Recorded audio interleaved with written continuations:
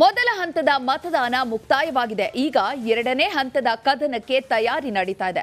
ಪ್ರಧಾನಿ ಮೋದಿ ಉತ್ತರಾಯಣ ಆರಂಭ ಮಾಡಿದ್ರೆ ಸಿಎಂ ಸಿದ್ದು ಕೂಡ ರಣಾಂಗಣಕ್ಕೆ ಎಂಟ್ರಿ ಕೊಡಲಿದ್ದಾರೆ.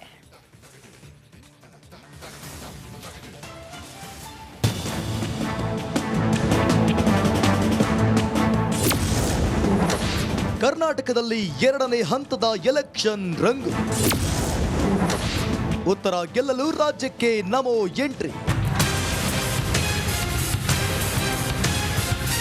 ಮೊದಲ ಹಂತದ ಚುನಾವಣೆ ಬಳಿಕ ಎರಡನೇ ಎಲೆಕ್ಷನ್ ಯುದ್ಧ ಗೆಲ್ಲಲು ಪ್ರಧಾನಿ ನರೇಂದ್ರ ಮೋದಿ ಲೋಕ ಅಖಾಡಕ್ಕೆ ಎಂಟ್ರಿ ಕೊಡುತ್ತಿದ್ದಾರೆ. ಹಿಂದೆ ಬೆಳಗಾವಿಗೆ ಮೋದಿ ಆಗಮಿಸುತ್ತಿದ್ದು, ಸ್ವಾತಂತ್ರ್ಯ ಭಾರತದ ನಂತರ ಬೆಳಗಾವಿಯಲ್ಲಿ ವಾಸ್ತವ್ಯ ಹೂಡುತ್ತಿರುವ ಮೊದಲ ಪ್ರಧಾನಿ ಎಂಬ ಹೆಗ್ಗಳಿಕೆಗೆ ಪಾತ್ರರಾಗಲಿದ್ದಾರೆ.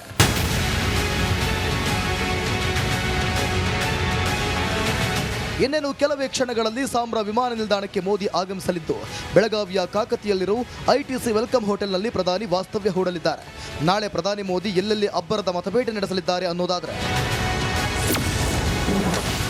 ಒಟ್ಟು 5 ಸಮಾವೇಶದಲ್ಲಿ ಮೋದಿ ಭಾಗಿಯಾಗಲಿದ್ದು, ನಾಳೆ 4, ನಾಡಿದ್ದು 1 ಸಮಾವೇಶ ನಡೆಯಲಿವೆ. ನಾಳೆ ಬೆಳಗ್ಗೆ 11ಕ್ಕೆ ಬೆಳಗಾವಿಯ ಮಾಲಿನಿ ಸಿಟಿಯಲ್ಲಿ ಸಮಾವೇಶ ನಡೆಯಲಿದ್ದು, ಬಳಿಕ ಉತ್ತರ ಕನ್ನಡ ಜಿಲ್ಲೆಗೆ ಮೋದಿ ಪ್ರಯಾಣ ಬೆಳೆಸಲಿದ್ದಾರೆ. ನಂತರ ಮಧ್ಯಾಹ್ನ 3ಕ್ಕೆ ದಾವಣಗೆರೆಯಲ್ಲಿ ಸಮಾವೇಶದಲ್ಲಿ ಮೋದಿ ಭಾಗಿಯಾಗಲಿದ್ದಾರೆ.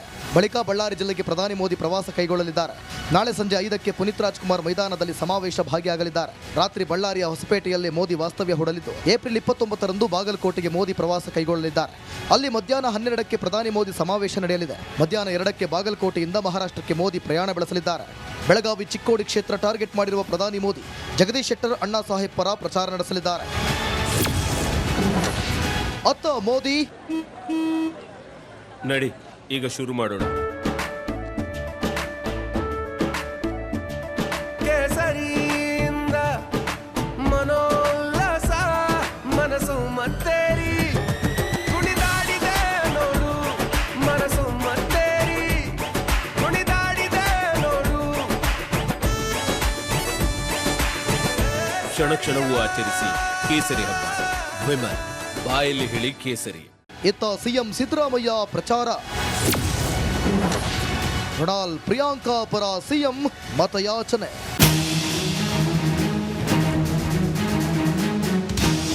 ಇನ್ನು ಬೆಳಗಾವಿ ಅಖಾಡಕ್ಕೆ ಏಕಕಾಲಕ್ಕೆ ಪ್ರಧಾನಿ ಮೋದಿ, ಸಿಎಂ ಸಿದ್ದರಾಮಯ್ಯ ಎಂಟ್ರಿಯಿಂದ ಬೆಳಗಾವಿ ಲೋಕಸಭಾ ಚುನಾವಣಾ ಅಖಾಡ ರಂಗೇರಿದ್ದು, ಬೆಳಗಾವಿಯಷ್ಟೇ ಅಲ್ಲ, ಉತ್ತರ ಕರ್ನಾಟಕ ಭಾಗದ 14 ಕ್ಷೇತ್ರಗಳ ಮೇಲೆ ಪಿಎಂ ಸಿಎಂ ಕಣ್ಣಿಟ್ಟಿದ್ದಾರೆ.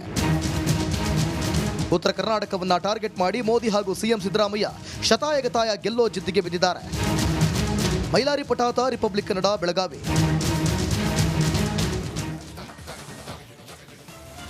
ಮೊದಲ ಹಂತದ ಮತದಾನ ಮುಗಿಯುತ್ತಿದ್ದಂತೆ ನಮಸ್ಕಾರ, ಕರ್ನಾಟಕ ಪ್ರೈಮ್ ಟೈಮ್ಗೆ ಸ್ವಾಗತ.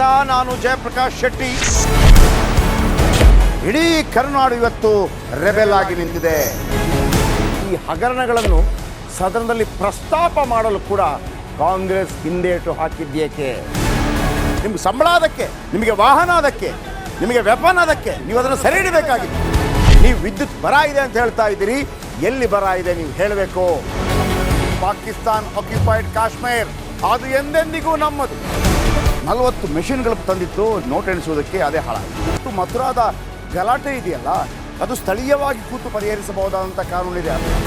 ಗ್ಯಾರಂಟಿ ಯೋಜನೆಯಿಂದ ನಷ್ಟ ಆಗಿದೆ, ಲಾಭ ಆಗಿದೆ, ದಯವಿಟ್ಟು ಹೇಳಿ. Dawood Ibrahim most wanted criminal ಯಾವಾಗಾದ ಅಂದರೆ ಇಲ್ಲಿ ತನಕ ಭಾರತ ದೇಶದಲ್ಲಿ ಓರ್ವ ದಲಿತ ಪ್ರಧಾನಿಯಾದಂಥ ಇತಿಹಾಸವೇ ಇಲ್ಲ. ರಿಪಬ್ಲಿಕ್ ವರ್ಲ್ಡ್ ಆಪ್ ಇದು ಕೇವಲ ಅಪ್ಲಿಕೇಶನ್ ಅಲ್ಲ, ಸಮಗ್ರ ಸುದ್ದಿಗಳ ಸಂಪರ್ಕ ಮಾರ್ಗಕ್ಕೆ ಕ್ರಾಂತಿಕಾರಿ ಬದಲಾವಣೆ. ರಿಪಬ್ಲಿಕ್ ವರ್ಲ್ಡ್ ಆಪ್ ಕೇವಲ ಸುದ್ದಿ ಅಪ್ಲಿಕೇಶನ್ ಅನ್ನ ಪರಿಚಯ ಮಾಡ್ತಾ ಇಲ್ಲ, ಬದಲಾಗಿ ಡಿಜಿಟಲ್ ಸುದ್ದಿ ಬಳಕೆಯ ಹೊಸ ಯುಗಕ್ಕೆ ನಾಂದಿ ಹಾಡ್ತಾ ಇದೆ. ಇದೊಂದು ಬ್ರೇಕಿಂಗ್ ನ್ಯೂಸ್, ಪ್ರಭಾವಶಾಲಿ ಕಾರ್ಯಕ್ರಮಗಳಿಗೆ ಗಟ್ಟಿಯಾದ ವೇದಿಕೆ. ರಿಪಬ್ಲಿಕ್ ವರ್ಲ್ಡ್ ಅಪ್ಲಿಕೇಶನ್ ಈಗ ಲೈವ್ ಆಗಿದೆ. ಗೂಗಲ್ ಪ್ಲೇ ಸ್ಟೋರ್ ಮತ್ತು ಆಪಲ್ ಆಪ್ ಸ್ಟೋರ್ ಎರಡರಲ್ಲೂ ಲಭ್ಯವಿದೆ. ಈಗಲೇ ಡೌನ್ಲೋಡ್ ಮಾಡಿ.